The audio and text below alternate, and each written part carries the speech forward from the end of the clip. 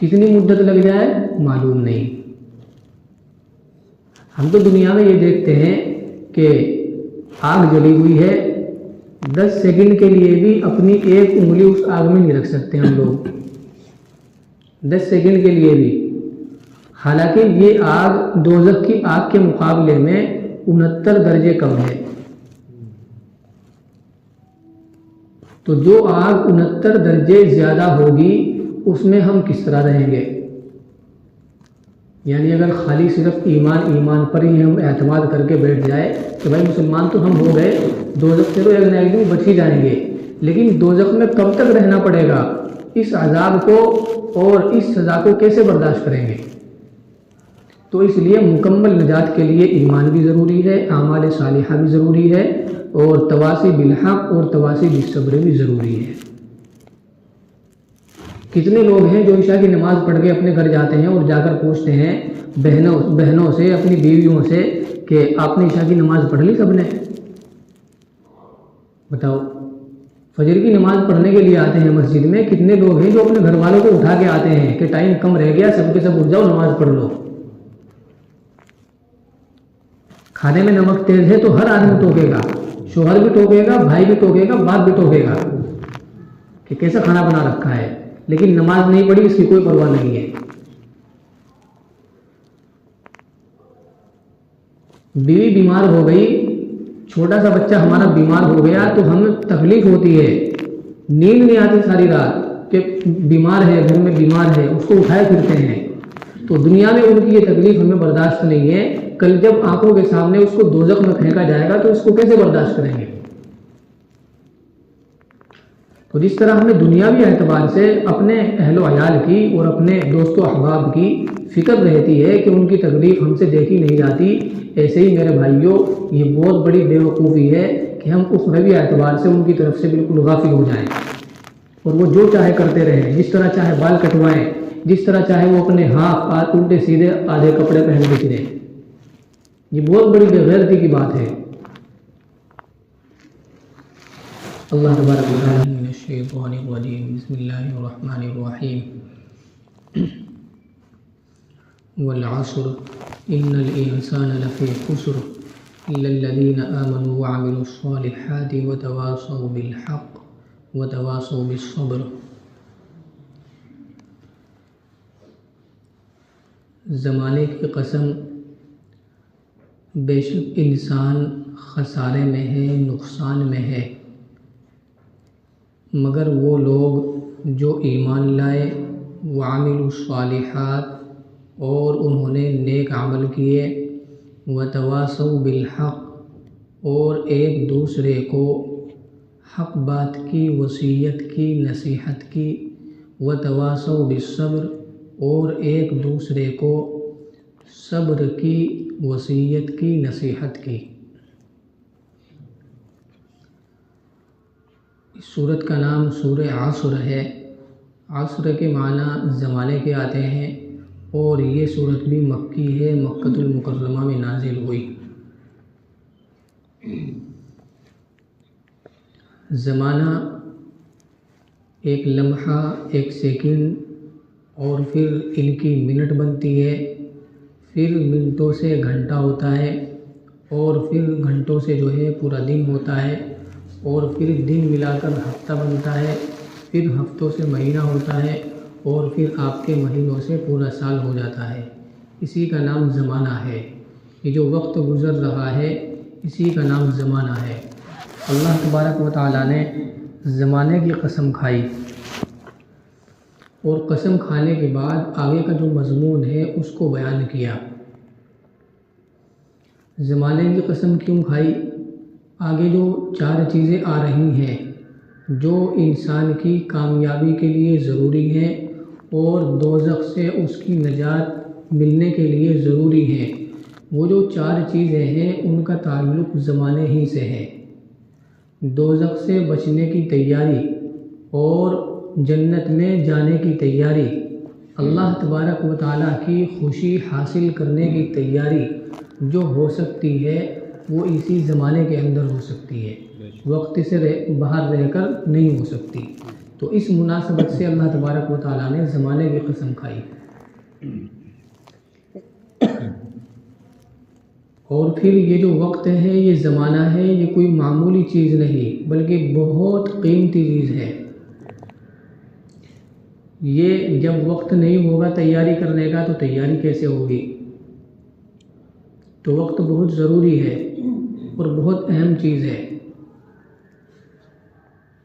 جب موت کا فرشتہ سامنے آ کر کھڑا ہو گیا روح نکالنے کے لیے، اب انسان سوچے کہ اوہو مجھے تھوڑی مہلت مل جائے میں توبہ کر لوں، اوہو مجھے تھوڑی مہلت مل جائے میں اپنے گھر والوں کو بتلا دوں کہ میرا کس کے اوپر ہے اور میرے اوپر کس کا ہے، کس سے لینا ہے اور کس کو دینا ہے، کون سے معاملات کس طرح کے ہیں، میرے ذمے کتنے روزے ضروری ہیں اور میرے ذمے کتنی نمازیں قضا ہیں، تاکہ پھر ان کا جو ہے معاملہ کیا جائے، ان کا فدیہ ادا کیا جائے اور میں اللہ کے عذاب سے بچ جاؤں.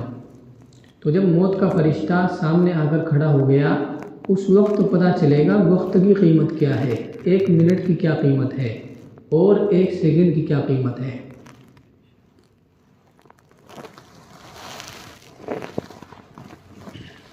اور یہ وقت بڑی تیزی کے ساتھ میں گزر رہا ہے.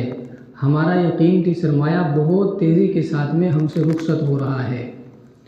ہو رہی ہے عمر مثل برف کم، رفتہ رفتہ چپکے دم بدم، سانس ہے راہ رو ایک ملک عدم، دفعتاً ایک روز یہ بھی جائے گا تھم، ایک دن مرنا ہے آخر موت ہے، کر لے جو کرنا ہے آخر موت ہے.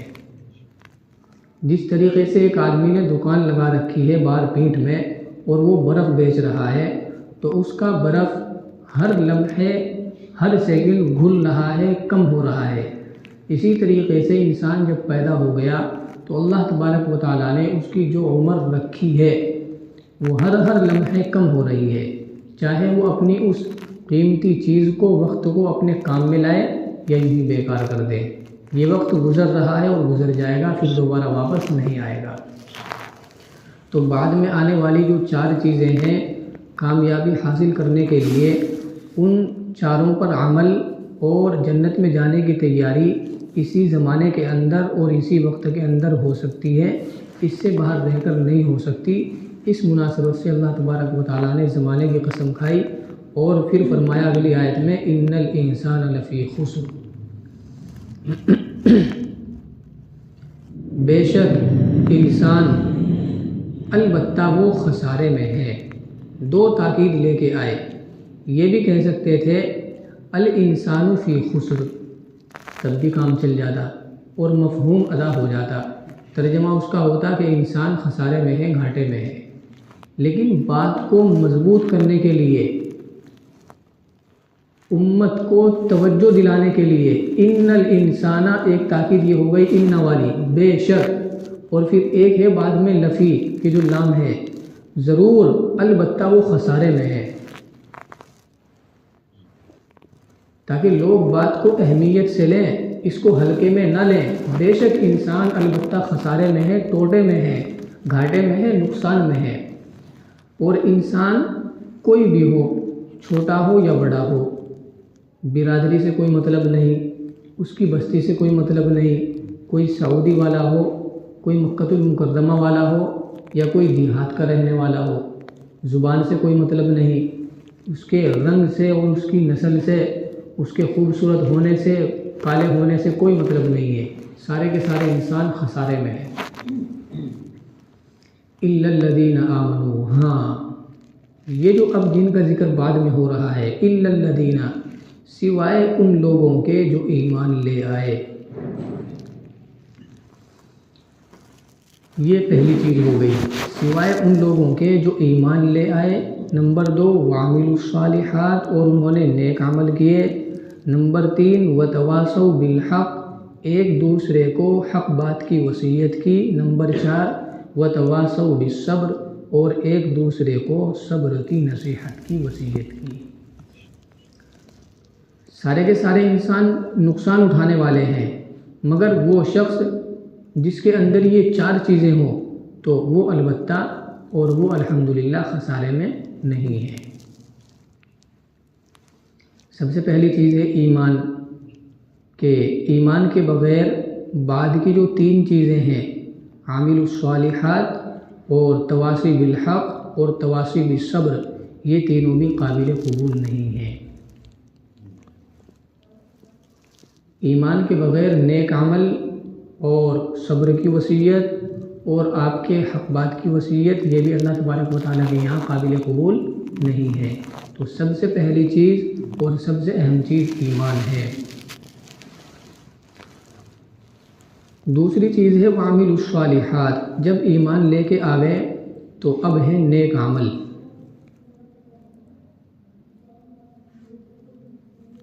اس میں جو مثبت پہلو ہے، یعنی کرنے کے جو کام ہیں، اس میں سب سے پہلے فرض ہے اور تمام واجبات ہیں، اور پھر آپ کے سنت مؤکدہ ہیں، مستحبات ہیں، جی یہ سب چیزیں ہیں۔ جتنے بھی اللہ تبارک و تعالیٰ کی طرف سے فرائض ہیں، واجبات ہیں اور سنن مؤکدہ ہیں اور مستحبات ہیں، تو وہ سب چیزیں جو ہے اس میں شامل ہیں۔ اور مخالف سمت سے، اپوزٹ سائیڈ سے جو حرام ہے، مکروہ تحریمی ہے، مکروہ تنزیہی ہے، اور جو خلاف اولا ہے، یہ سب چیزیں اس میں شامل ہیں۔ نماز ہے، فرض ہے، زکوٰۃ ہے، فرض ہے، روزہ بھی فرض ہے، حج بھی فرض ہے، اسی طریقے سے اور بہت ساری چیزیں ہیں جو فرض کے دائرے میں آتی ہیں، تو وعامل الصالحات میں شامل ہیں۔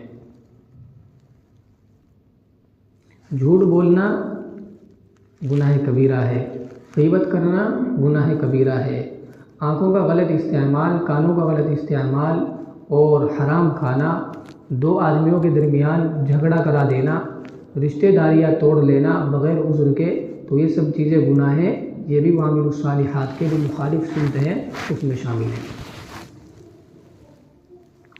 تو ایمان لانے کے بعد نمبر 2 نیک عمل کیے، اسی کو ہم کہتے ہیں کہ اپنی ذات سے مکمل طور پر دیندار ہو گیا۔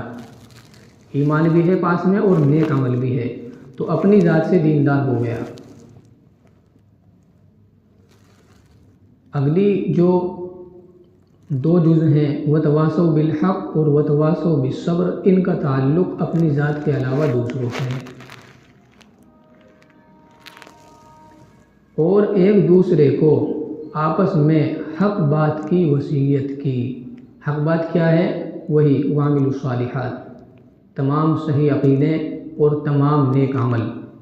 جس طرح خود دیندار بنا ہے، ایسے ہی دوسروں کو بھی دیندار بنانے کی فکر کی ہو، کوشش کی ہو، اور ان کو بھی سمجھایا ہو، نصیحت کی ہو۔ وتواصوا بالصبر، اور دوسروں کو، ایک دوسرے کو صبر کی وصیت کی ہو۔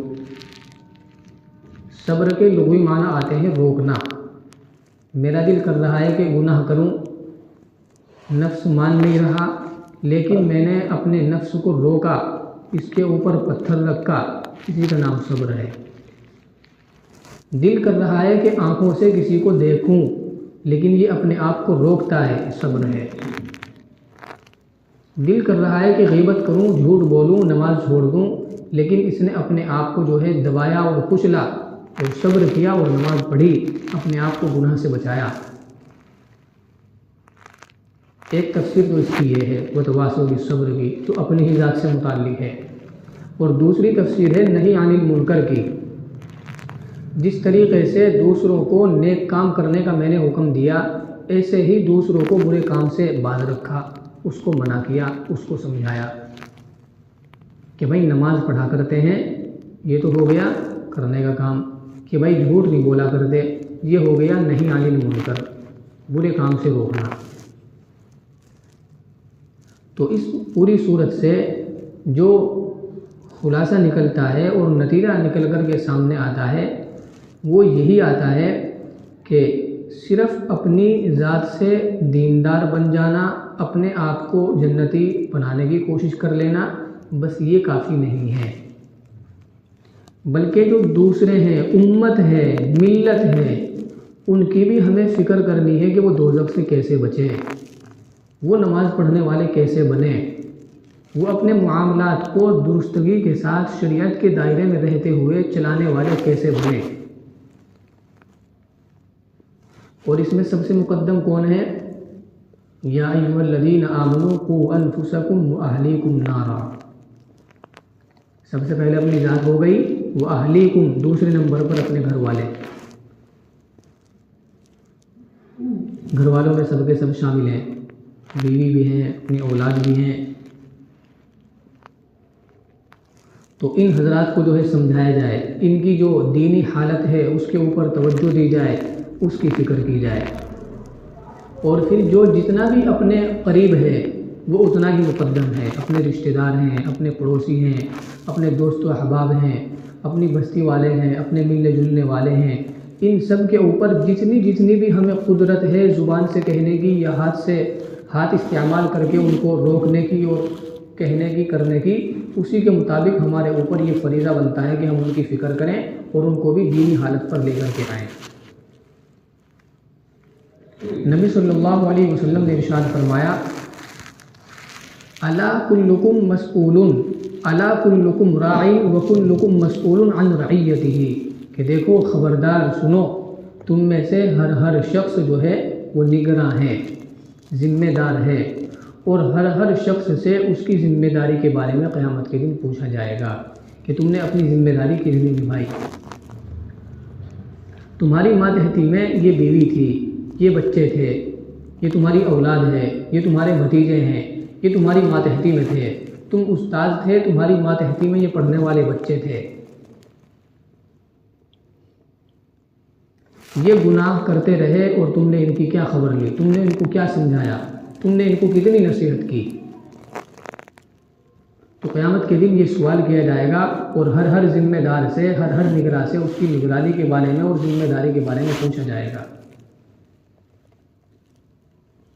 تو اس لیے میرے محترم بھائیوں، جہاں ہم خود نماز پڑھتے ہیں اور ہم خود نیک بننے کی کوشش کرتے ہیں، وہیں ہمارا دوسرا اہم فریضہ اس کے بغیر مکمل نہیں ہے۔ دوسرا فریضہ ہمارا یہ بھی ہے کہ جتنی ہمارے اندر طاقت ہے، زبان سے کہنے کی ہو یا ہاتھ استعمال کرنے کی ہو، اسی کے مطابق ہم دوسروں کی بھی فکر کریں۔ تب جا کر اللہ تبارک و تعالیٰ نے یہ جو فرمایا لفی خسر کے انسان خسارے میں ہے، تب جا کر مکمل طور سے ہم خسارے میں سے نکلنے والے کہلائیں گے۔ ورنہ ہمارے پاس محض ایمان ہے تو اس ایمان کی بدولت بھی ایک نہ ایک دن دوزخ سے نکل جائیں گے۔ ہمیشہ کا رہنا دوزخ میں، جیسا کہ کافر اور مشرک کے لیے ہے، وہ ہمارے لیے نہیں ہوگا۔ کب نکلیں گے؟ جب اللہ چاہیں گے۔ کتنی مدت لگ جائے معلوم نہیں۔ ہم تو دنیا میں یہ دیکھتے ہیں کہ آگ جلی ہوئی ہے، 10 سیکنڈ کے لیے بھی اپنی ایک انگلی اس آگ میں نہیں رکھ سکتے ہم لوگ، 10 سیکنڈ کے لیے بھی، حالانکہ یہ آگ دوزخ کی آگ کے مقابلے میں 69 درجے کم ہے۔ تو جو آگ 69 درجے زیادہ ہوگی اس میں ہم کس طرح رہیں گے؟ یعنی اگر خالی صرف ایمان پر ہی ہم اعتماد کر کے بیٹھ جائے کہ بھائی مسلمان تو ہم ہو گئے، دوزخ سے تو ایک نہ ایک دن بچ ہی جائیں گے، لیکن دوزخ میں کب تک رہنا پڑے گا؟ اس عذاب کو اور اس سزا کو کیسے برداشت کریں گے؟ تو اس لیے مکمل نجات کے لیے ایمان بھی ضروری ہے، اعمال صالحہ بھی ضروری ہے، اور تواصی بالحق اور تواصی بالصبر بھی ضروری ہے۔ کتنے لوگ ہیں جو عشاء کی نماز پڑھ کے اپنے گھر جاتے ہیں اور جا کر پوچھتے ہیں بہنوں سے، اپنی بیویوں سے کہ آپ نے عشاء کی نماز پڑھ لی سب نے؟ بتاؤ، فجر کی نماز پڑھنے کے لیے آتے ہیں مسجد میں، کتنے لوگ ہیں جو اپنے گھر والوں کو اٹھا کے آتے ہیں کہ ٹائم کم رہ گیا، سب کے سب اٹھ جاؤ نماز پڑھ لو۔ کھانے میں نمک تیز ہے تو ہر آدمی ٹوکے گا، شوہر بھی ٹوکے گا، بھائی بھی ٹوکے گا، باپ بھی ٹوکے گا کہ کیسا کھانا بنا رکھا ہے، لیکن نماز نہیں پڑھی اس کی کوئی پرواہ نہیں ہے۔ بیوی بیمار ہو گئی، چھوٹا سا بچہ ہمارا بیمار ہو گیا تو ہمیں تکلیف ہوتی ہے، نیند نہیں آتی ساری رات کہ بیمار ہے، گھر میں بیمار ہے، اس کو اٹھائے پھرتے ہیں۔ تو دنیا میں ان کی یہ تکلیف ہمیں برداشت نہیں ہے، کل جب آنکھوں کے سامنے اس کو دوزخ میں پھینکا جائے گا تو اس کو کیسے برداشت کریں گے؟ تو جس طرح ہمیں دنیاوی اعتبار سے اپنے اہل و عیال کی اور اپنے دوست و احباب کی فکر رہتی ہے کہ ان کی تکلیف ہم سے دیکھی نہیں جاتی، ایسے ہی میرے بھائیوں یہ بہت بڑی بیوقوفی ہے کہ ہم اخروی اعتبار سے ان کی طرف سے بالکل غافل ہو جائیں اور وہ جو چاہے کرتے رہیں، جس طرح چاہے بال کٹوائیں، جس طرح چاہے وہ اپنے ہاف الٹے سیدھے آدھے کپڑے پہن کے پھریں۔ یہ بہت بڑی بے غیرتی کی بات ہے۔ اللہ تبارک و تعالیٰ ہمیں بھی توفیق عطا فرمائے۔ اب یہاں پر ایک مسئلہ بھی سنیں۔ اللہ تبارک و تعالیٰ نے قسم کھائی ہے زمانے کی، اور شریعت محمدیہ میں مذہب اسلام میں حکم یہ ہے، نبی صلی اللہ علیہ وسلم فرماتے ہیں من اشرک بغیر اللہ من حلف بغیر اللہ فقد اشرک، کہ جس شخص نے اللہ کے علاوہ کسی اور کی قسم کھائی تو اس نے شرک کیا۔ جس شخص نے اللہ کے علاوہ کسی اور کی قسم کھائی تو اس نے گویا کہ اللہ کے ساتھ شرک کیا، یعنی غیر اللہ کی قسم کھانا۔ وہ غیر اللہ چاہے تو انسان ہو اور چاہے انسان کے علاوہ کوئی اور چیز ہو، سر ہو یا ماں ہو، دودھ ہو یا روٹی ہو یا قرآن کریم ہو، تو غیر اللہ کے علاوہ کسی بھی چیز کی قسم کھانا جائز نہیں ہے۔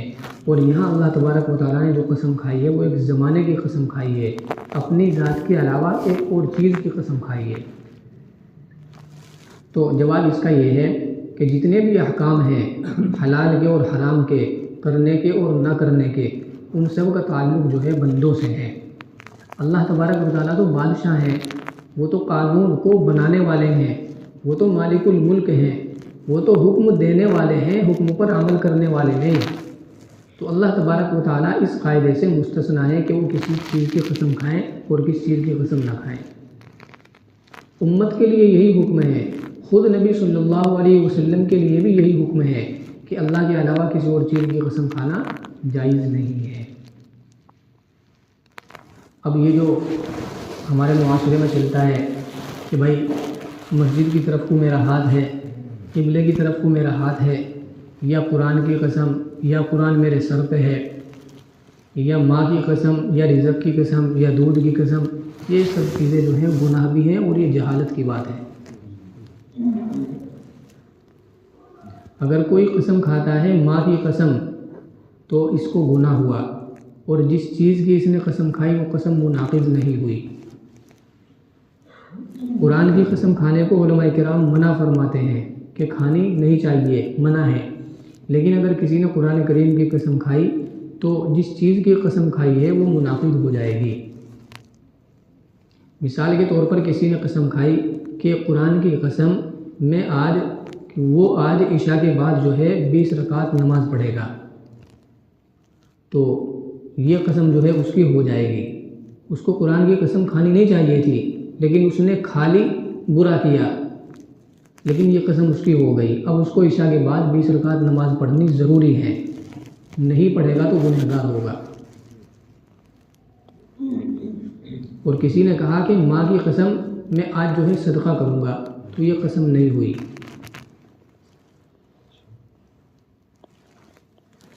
اللہ تعالیٰ